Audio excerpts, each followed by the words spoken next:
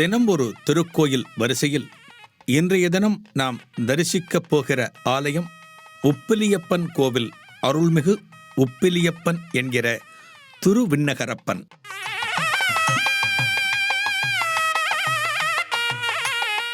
ஆலய பிரசாதங்களை உண்பது என்றாலே நாவில் ஜலம் ஊறும். காரணம், அதில் கலந்திருக்கக்கூடிய பொருட்களின் சுவை. அது மட்டுமல்ல, தெய்வங்களின் அருளும் சேர்ந்திருப்பதால் தான் அந்த பிரசாதங்கள் மணக்கின்றன. திருமலை திருப்பதியில் லட்டு, திருவல்லக்கேணி பார்த்தசாரதி ஆலயத்தில் சர்க்கரை பொங்கல், பழனியிலே பஞ்சாமிர்தம். இன்றைக்கு நாம் தரிசிக்கப் போகும் உப்பிலியப்பன் ஆலயத்தின் பிரசாதத்தை கேள்விப்பட்டிருக்கிறீர்களா? உப்பே சேர்க்கப்படாத உணவுதான் இங்கு நிவேதனம். வித்தியாசமாக இருக்கிறதல்லவா? கேட்பதற்கு வித்தியாசம்தான். ஆனால் இந்த பிரசாதத்தை உண்டால் உப்பு இல்லாத பிரசாதம் என்கிற உணர்வே உங்களுக்கு தோன்றாது. அதுதான் உப்பிலியப்பனின் ஒப்பற்ற அருள். வாருங்கள், உப்பிலியப்பன் கோவில் அருள்மிகு உப்பிலியப்பனை நாம் தரிசிக்கலாம். எங்கே இருக்கிறது உப்பிலியப்பன் கோவில்? கோவில் நகராம் கும்பகோணத்திலிருந்து சுமார் 7 கிலோமீட்டர் தொலைவில் அமைந்திருக்கிறது அருள்மிகு உப்பிலியப்பன் கோவில்.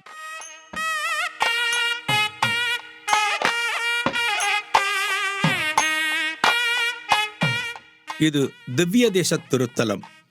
பேயாழ்வார், திருமங்கையாழ்வார், நம்மாழ்வார் போன்ற ஆழ்வார்களால் பாசுரம் பெற்ற தலம் இது. இந்த ஆலயத்திலே தாயாராக அருள்கிறவர் பூமாதேவி தாயார். பெருமாளுக்கு உகந்த 108 திவ்ய தேச திருத்தலங்களுள் உப்பில்லா நிவேதனம் இந்த திருத்தலத்தில் மட்டும்தான்.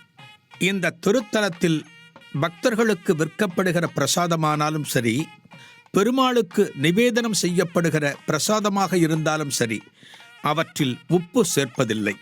ஆச்சரியமாக இருக்கிறதல்லவா? அதற்கான காரணத்தை தெரிந்து கொள்ள தலபுராணத்தை பார்க்க வேண்டும். பாருங்கள். திருமாலின் திருமார்பில் எப்போதும் வாசம் செய்யக்கூடியவர் மகாலட்சுமி. ஆலய மூலவர் திருவடிவங்களை நாம் தரிசிக்கிற போது பெருமாளின் திருமார்பில் மகாலட்சுமியை நம்மால் தரிசிக்க முடியும். பூமாதேவிக்கு ஒரு ஏக்கம் பிறந்தது.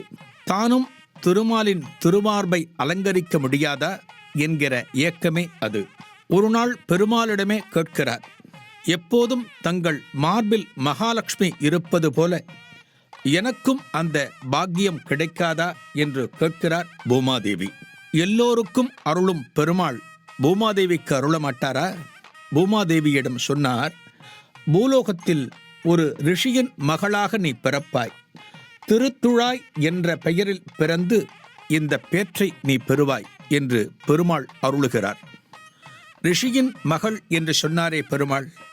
யார் அந்த ரிஷி? தாயாரே மகளாக பிறக்கக்கூடிய ஒரு பாக்கியம் கிடைக்கிறதென்றால் எப்பேற்பட்ட மகரிஷியாக இருக்க முடியும்? மிருகண்டு மகரிஷியின் புத்திரர் மார்க்கண்டேயர். என்றும் 16 என்று நாம் சொல்லுவோம் அல்லவா? என்றும் இளமையாக காணக்கூடியவர் இந்த மார்க்கண்டேயர். இந்த மார்க்கண்டேயருக்கு ஒரு ஆசை. அதாவது தாயாரே தனக்கு மகளாக பிறக்க வேண்டும் என்கிற ஆசை. மகாலட்சுமி தனக்கு மகளாக பிறந்து அவளை தான் வளர்க்க வேண்டும் என்கிற ஆசையின் காரணமாக ஒரு தவத்தை மேற்கொள்கிறார் மார்க்கண்டேயர்.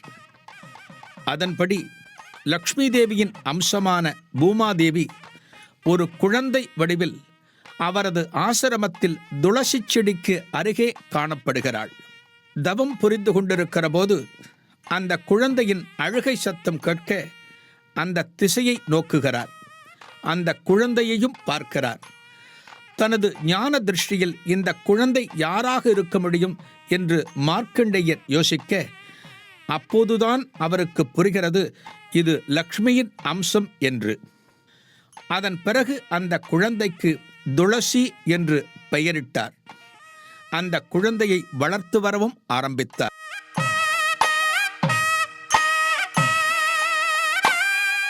தந்தைக்கு உகந்த மகளாக அந்த துளசியாகப்பட்டவள் அவரது ஆசிரம பணிகளுக்கு வெகுவாக உதவினாள். அதே போலவே இந்த குழந்தையை அன்பும் ஆதரவும் கொடுத்து ஆனந்தமாக வளர்த்து வந்தார் இந்த மார்க்கண்டேய மகரிஷி. காலம் எப்போதுமே வேகமாக நகர்ந்துவிடும்.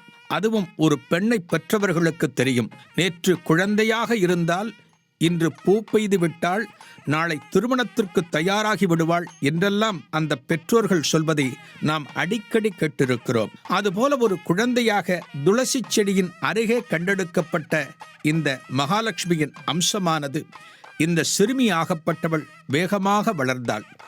திருமணம் செய்ய வேண்டிய காலகட்டமும் வந்தது.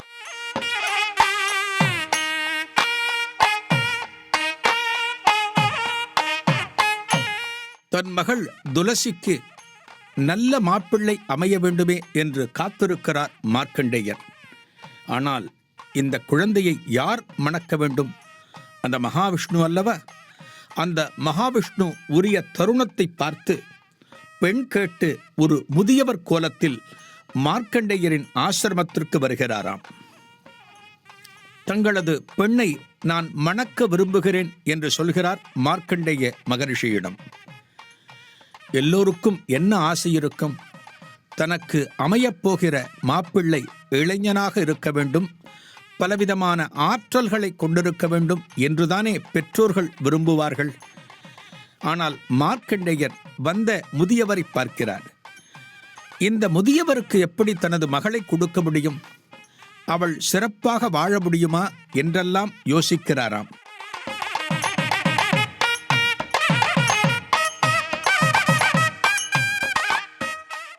நமக்கு ஒரு விஷயம் பிடிக்கவில்லை என்றால் நாம் உண்மையை சொல்ல மாட்டோம். ஏதேனும் ஒரு காரணத்தை சொல்லி அந்த காரியத்தை தட்டிவிடுவோம். இதுதானே நமது வாழ்க்கையின் வழக்கம். அதுபோல முதியவரான மார்க்கண்டேயருக்கு தனது மகளை கொடுப்பதில் விருப்பமில்லை. மார்க்கண்டேயருக்கு என்ன காரணத்தை சொல்லி இவரை திருப்பி அனுப்பலாம் என்று யோசிக்கிறார். அப்போது ஒரே காரணம்தான் தோன்றுகிறது மார்க்கண்டேய மகரிஷிக்கு. என்ன காரணம் சொல்கிறார் தெரியுமா? எனது மகள் வயதில் சிறியவளாக இருக்கின்ற காரணத்தினால் இவளுக்கு சமையல் சரியாக செய்ய வராது, சமையலில் சரியாக உப்பு கூட சேர்க்க மாட்டாள் என்று சொல்கிறார். ஒருவேளை சரியாக சமைக்க தெரியாத பெண்ணை நாம் எதற்கு திருமணம் செய்து கொள்ள வேண்டும் என்று அந்த முதியவர் அங்கிருந்து அகன்று விடுவார் என்று பார்க்கிறார் மார்க்கண்டேயர். வந்தவர் சாதாரணப்பட்டவரா? இந்த சிறுமியை மணந்து கொள்ள வேண்டும் என்பதற்காக, தான் கொடுத்த வாக்கை நிறைவேற்ற வேண்டும் என்பதற்காக அந்த பெருமாளே வந்திருக்கிறார் அல்லவா? அப்போது சொல்கிறாராம் அந்த முதியவர், பரவாயில்லை, உப்பு இல்லாத அவர் உணர்கிறார், பெருமாளே தனக்கு மாப்பிள்ளையாக வந்திருக்கிறார் என்று. அடுத்த கணம் வந்த முதியவரை வணங்கி, தங்களுக்கு எனது மகளை மணமுடித்து கொடுக்க எந்த விதத்திலும் எனக்கு ஆட்சேபனை இல்லை என்று சொல்கிறார். அதன் பிறகென்ன, வந்த முதியவர் பெருமாளாக திருக்காட்சி கொடுக்கிறார் மார்க்கண்டேய மகரிஷிக்கு.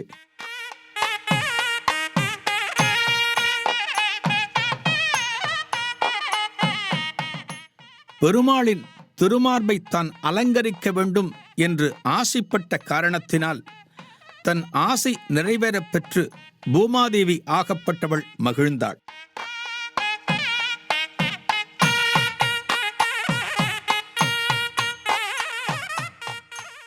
உப்பில்லாத சாப்பாட்டை தான் சாப்பிட ஒப்புக்கொண்ட காரணத்தினால் இந்த திருத்தலத்திலே பெருமாளுக்கு நிவேதனம் செய்யப்படுகிற எந்த ஒரு பிரசாதத்திலும் உப்பு சேர்ப்பதில்லை.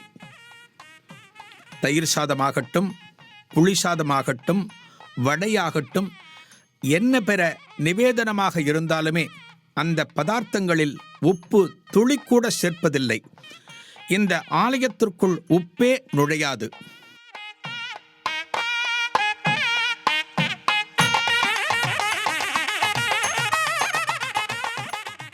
இந்த ஆலயத்திலே தருகின்ற பிரசாதத்தை ஆலய வளாகத்திலேயே சாப்பிட வேண்டும்.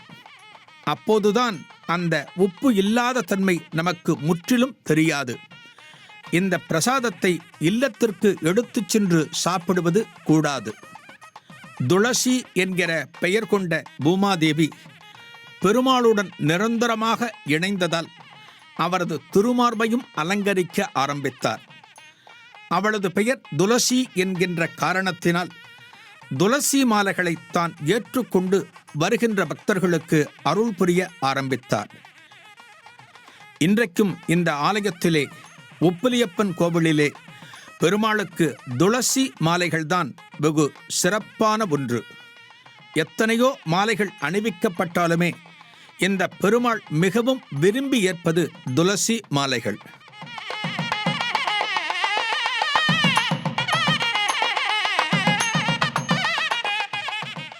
இங்கிருந்துதான் மற்ற பெருமாள் ஆலயங்களிலும் துளசி மாலை சாற்றுகிற வழக்கம் வந்தது என்று சொல்லப்படுகிறது. மற்ற பெருமாள் ஆலயங்களில் பூமாதேவி பெருமாளுக்கு இடப்புறம் இருப்பது வழக்கம். ஆனால் திருமணம் முடித்த தலம் என்பதால் இந்த திருத்தலத்திலே பெருமாளுக்கு வலப்பக்கம் பூமாதேவி தாயார் அருளிக் கொண்டிருக்கிறார். திருமணத்தின் போது மகளை பெற்றெடுத்த ஒவ்வொரு பெற்றோரும் தனது மாப்பிள்ளையிடம் என்ன சொல்வார்கள் தெரியுமா? எந்த ஒரு காலத்திலும் எனது மகளை தாங்கள் பிரியக்கூடாது, தாங்கள் இருவரும் சேர்ந்தே வாழ வேண்டும் என்கிற தங்களது விருப்பத்தை ஒரு கோரிக்கையாக, ஒரு வேண்டுகோளாக வைப்பார்கள். உண்மைதானே? பெண்ணை பெற்றவர்கள் அனைவருக்குமே இதுதானே விருப்பம். இதில் மார்க்கண்டேய மகரிஷியும் விலக்கல்ல.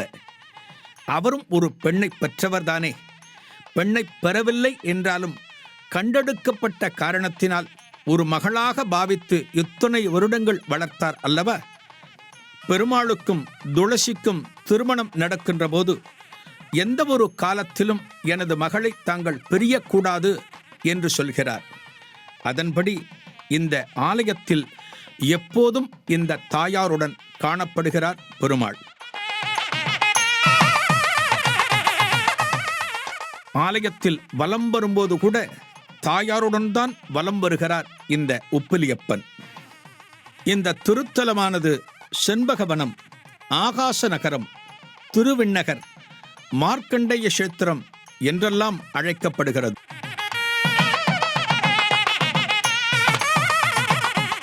பிரம்மனே இந்த ஊரை அமைத்து விண்ணகரம் என்று அழைத்தாராம். மார்க்கண்டேய மகரிஷி தவிர காவிரி தாய், கருட பகவான், தருமதேவதை ஆகியோருக்கும் இந்த உப்பிலியப்பன் இந்த திருத்தலத்தில் தரிசனம் கொடுத்திருக்கிறார்.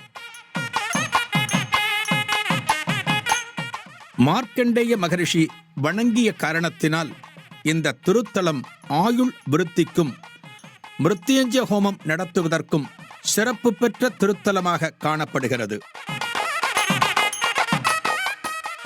என்றும் 16 வயது என்று அழைக்கப்படுகிற மார்க்கண்டேயருக்கு இருக்கிற தேக ஆரோக்கியம் நாம் பெற வேண்டுமானால் இந்த பெருமாளை மானசீகமாக வணங்கலாம்.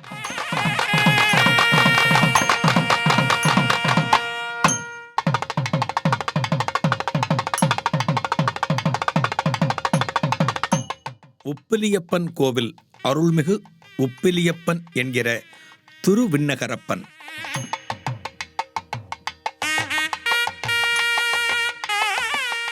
இந்த ஆலயத்திலே தாயாருக்கு தனிச்சந்நிதி கிடையாது. தென் திருப்பதி என்று போற்றப்படுகிற திருத்தலம் உப்பிலியப்பன் கோவில். திருமலை திருப்பதியில் குடிகொண்டிருக்கிற வெங்கடேச பெருமாளுக்கு அண்ணன் இவர் என்று சொல்லப்படுகிறது.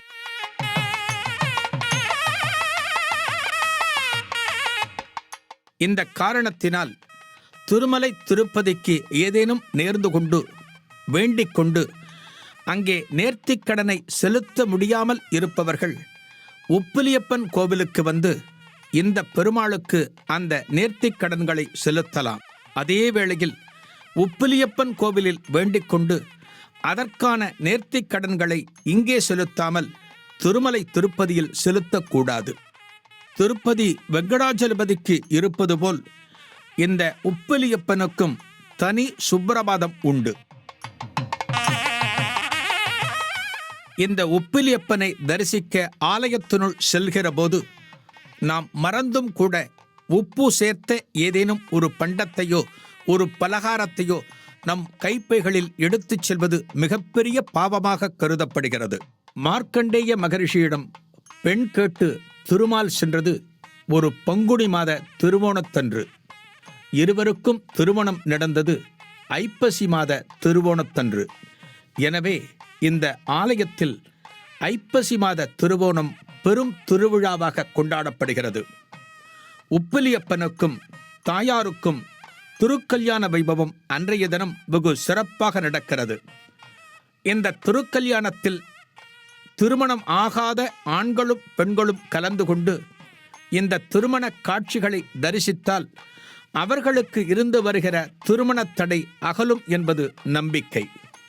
அதே போல திருமணம் ஆன தம்பதியர்கள் குழந்தை பேறு இல்லாமல் இருந்தால் இந்த திருக்கல்யாண வைபவத்தில் கலந்து கொண்டால் கூடிய விரைவிலேயே அவர்களுக்கு குழந்தை பேறு வாய்க்கும் என்பது நம்பிக்கை. இந்த ஆலயத்திலே மாதா மாதம் வருகிற திருவோண தினம் வெகு சிறப்பு.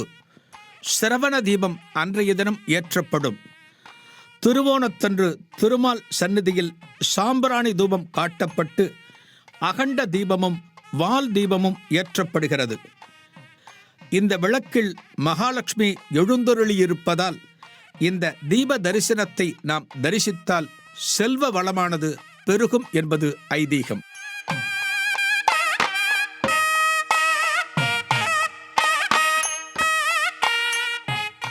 நமக்கெல்லாம் ஒரு சந்தேகம் தோன்றும். உப்பில்லாத பண்டத்தை எப்படி ஒருவர் சாப்பிட முடியும்? உப்பிலேதானே சுவை இருக்கிறது என்றெல்லாம் நாம் நினைத்து கொண்டிருக்கிறோம். சுவை என்பது பரிமாறப்படும் உணவில் அல்ல. அந்த உணவிலே நாம் அன்பை கலந்து பரிமாறுகிறோம் அல்லவா?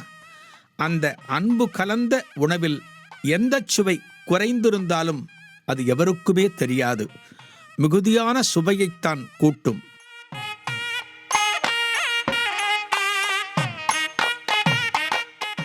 நாம் குசேலர் பற்றி அறிவோம்.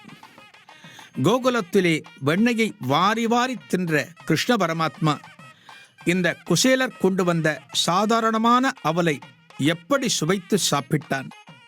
அவர் கொண்டு வந்த அவளை அள்ளி அள்ளி தின்ன குசேலரின் வறுமை நீங்கியது. ஒரு அவலை சாதாரணமாக சாப்பிட்டவர்களுக்கு தெரியும். அந்த அவலோடு சர்க்கரையை சேர்த்தால் சுவை கூடும். சர்க்கரையும் அவலும் கலந்த அந்த நிலையில் கொஞ்சம் தேங்காய் துருவலை போட்டால் இன்னும் சுவை கூடும். இதுபோல அதற்கு சுவை கூட்டுவதற்காக நம் நா இனிப்பதற்காக பலவற்றையும் சேர்த்து கொண்டிருப்போம். ஆனால் சாதாரணமான அவலை மட்டுமே சாப்பிட்டவன் அந்த பெருமாள், அதாவது கிருஷ்ண பரமாத்மா. இதிலிருந்து நமக்கு என்ன புரிகிறது?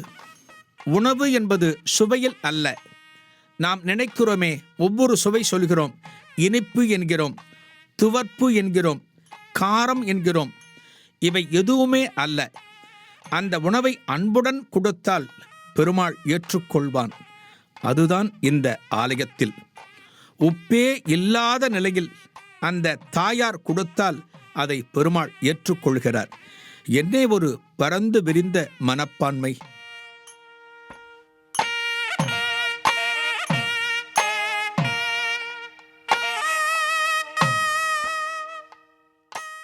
இந்த ஆலயத்திலே கருவறையில் உப்பிலியப்பன் எப்படி தரிசனம் தருகிறார் தெரியுமா? வாருங்கள், பெருமாளை தரிசிக்கலாம். கிழக்கு நோக்கி நின்ற திருக்கோலம், சுமார் 9 அடி உயரம், சங்கு சக்கரம், ஒரு திருக்கரத்தை கீழே காண்பிக்க மற்றொரு திருக்கரம் கன்னிகாதானத்தை ஏற்கும் விதத்தில் காணப்படுகிறது.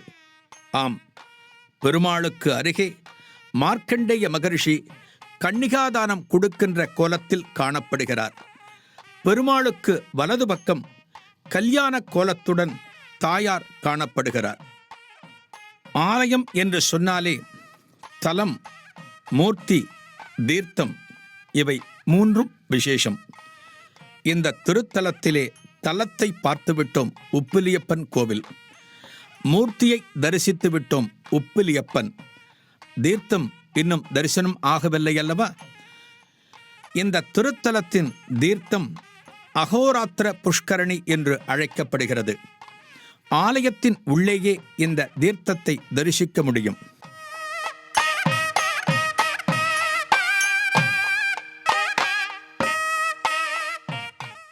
கருவறையில் தனது பாதத்தை காட்டியபடி இருக்கின்ற வலது கையில் கீதையின் உபதேசம் காணப்படுகிறது.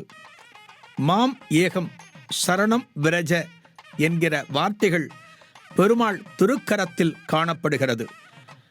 இதற்கு என்ன பொருள் தெரியுமா? என்னை சரண் அடைபவர்களை காப்பேன் என்கிற பொருள். இந்த பெருமாளை எவர் ஒருவர் சரண் புகுந்தாலும் நான் அவர்களை காப்பேன் என்பதை உறுதி கூறும் வகையில் பெருமாள் விளங்குகிறார். கோயில் நகராம் கும்பகோணம் அருகே தரிசிக்க வேண்டிய திருத்தலங்கள் ஏராளம். அதில் முக்கியமான திருத்தலம்தான் இந்த உப்பிலியப்பன் கோவில். இந்த பிறப்பின் நோக்கமே ஆசைகளை துறப்பது. எது எதற்கெல்லாம் நாம் அடிமையாகி இருக்கிறோம் யோசித்து பாருங்கள். இதில் உணவு பிரதான இடம் வகிக்கும். உப்பு உடலுக்கு தேவை, ஓரளவுக்கே என்கிறது மருத்துவம். எதுவும் அதிகம் போனால் உடலுக்கு ஆபத்து. ஆனால் உப்பையே துறந்தால், இதன்பின் ஒவ்வொன்றையும் துறந்தால் இதுதான் முக்திக்கான வழி. உப்பிலியப்பன் அதைத்தான் நமக்கு உணர்த்துகிறார். பற்றுகளை துறப்போம், பரந்தாமன் திருவடி பணிவோம்.